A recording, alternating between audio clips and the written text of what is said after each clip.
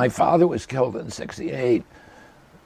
Around the time, I forget the year that Stonewall happened. 1969 was Stonewall. So it was a year before Stonewall. But my uncle, Ted Kennedy, became the first real, gay rights activist in the United States Senate. In 1980, when he ran for president, he was the first presidential candidate in history to actively court the gay vote. I campaigned with him and then many times without him in the Castro up in San Francisco.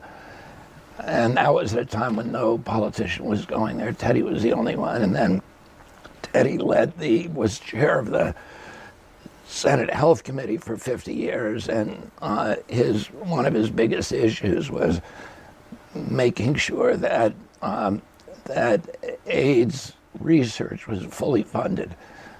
He had a famous battle with Anthony Fauci at that time, who was trying to ban any kind of therapeutic drugs. He was trying to steer all of the business toward AZT, which was his drug with GlaxoSmithKline, which was then called Burroughs Wellcome.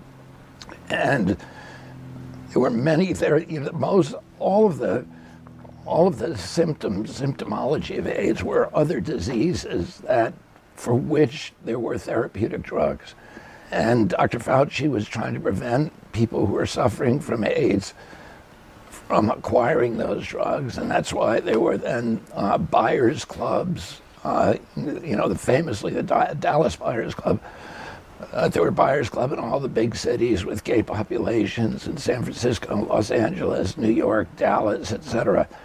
And those were people who were going to foreign countries to buy illegal therapeutic drugs to bring them back to the United States, to give them to people who were suffering from AIDS and who did not want to get on the AZT regimen, which was killing people. John Lawrenson, who was one of the most famous researchers and journalists in the AIDS community at that point, estimates that 330,000 gay men were killed by AZT. Between 1989, I think it was approved, and 2019, particularly in the early days.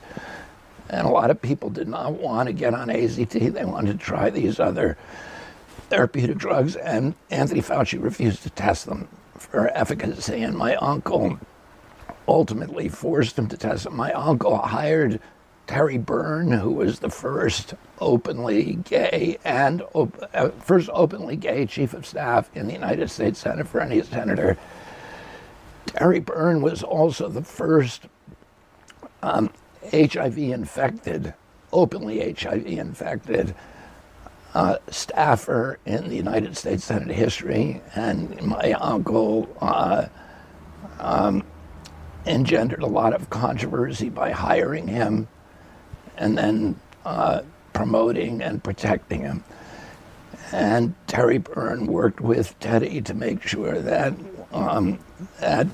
HIV research was fully funded, and that alternative drugs and therapeutics other than AZT were available to people who are suffering from HIV and AIDS.